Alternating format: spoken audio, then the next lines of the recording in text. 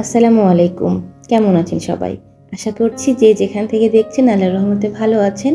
আমরাও আল্লাহর রহমতে ভালো আছি। দেখেই বুঝতে পারছেন যে সকাল থেকে অনেক ব্যস্ততার মধ্য দিয়ে যাচ্ছি। আসলে ওইভাবে ভিডিও করাই হচ্ছে না। কারণ একা হাতে সবকিছু করতে গিয়ে আমি হিমশিম খেয়ে যাচ্ছি। তার মধ্যে ভিডিও করা তো আলাদা একটা প্যারা। তো যাই হোক, একা হাতে অবশ্য আপনার ভাইয়াও মাঝে, মাঝে হেল্প করেছে। আমার পরিচিত বৌদি একটু হেল্প করেছে। তো যাই হোক, সবার সাহায্য সহযোগিতায় মোটামুটি রান্নাবান্না শেষ হয়ে গিয়েছে। এখন ইতিমধ্যেই বিকাল হয়ে গিয়েছে। আর সেই সাথে কালকে রাতে আমি কেকটাও বানিয়ে রেডি করে রেখেছিলাম, সেটাও ফ্রিজে রেখে দিয়েছি। এই তো দেখুন কেকটা, যদিও আমার বাবা এসে একটু বাঁকা করে ফেলেছে। আসলে কেক বানালে ও বারবার আসে এখানে।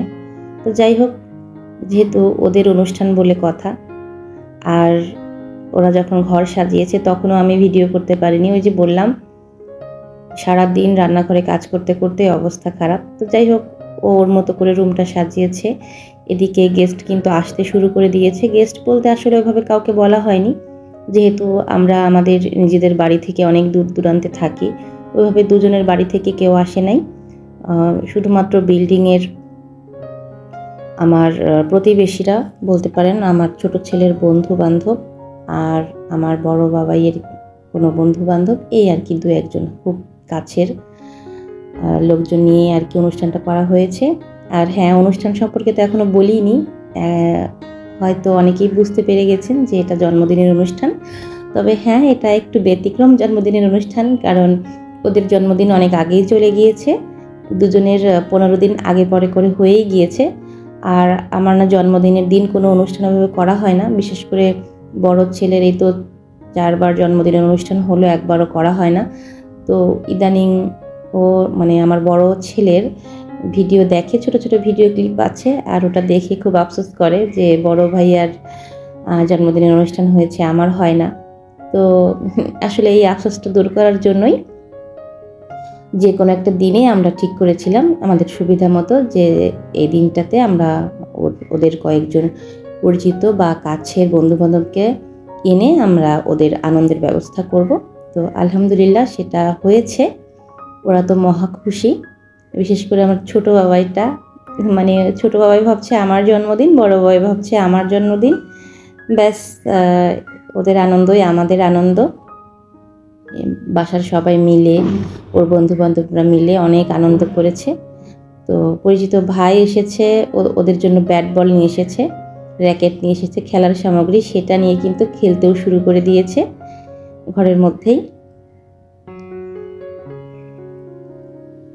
এদিকে বললাম না আমি এত ব্যস্ত, মোবাইলটা হয়তো অন্য কেউ নিয়েছে, এই জন্য ভুলভাল করে উল্টাপাল্টা ভিডিও করেছে। তো যাই হোক, যা পেয়েছি আমি যতটুকু স্মৃতি হিসেবে ধরে রাখার জন্য আমি মোটামুটি রেখে দিয়েছি।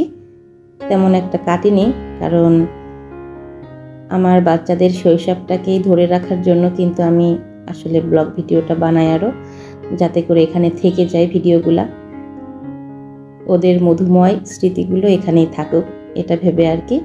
তো যাই হোক,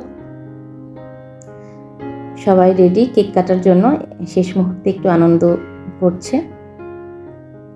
আর আজকের রুম ডেকোরেশনটা আমার বড় বাবা একা একা করেছে। আলহামদুলিল্লাহ সে বড় হয়ে গেছে, বোঝা যাচ্ছে।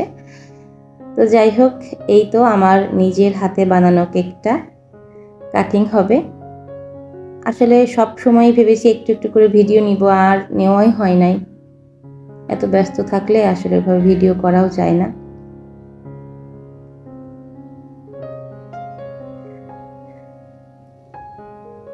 সবাই মিলে কেক কাটার একটা আনন্দই অন্যরকম।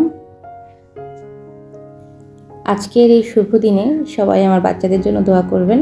আমার বাচ্চারা যেন দীর্ঘজীবী হয়, আল্লাহ যেন তাদেরকে নেক হায়াত দান করে, তারা যেন মানুষের মতো মানুষ হয়, একজন ভালো মনের মানুষ হয়। আসলে বাবা মা হিসেবে তেমন বেশি কিছু চাওয়ার নেই। আল্লাহ যেন শুধু ওদেরকে বাঁচিয়ে রাখে এবং ভালো মনের মানুষ হয়,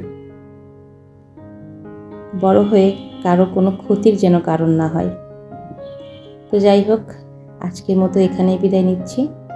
পরবর্তী ভিডিও দেখার আমন্ত্রণ জানিয়ে সবাইকে, সবাই ভালো থাকবেন, সবাই আমার ও আমার পরিবারের জন্য দোয়া করবেন, সবাই সবার পাশে থাকবেন।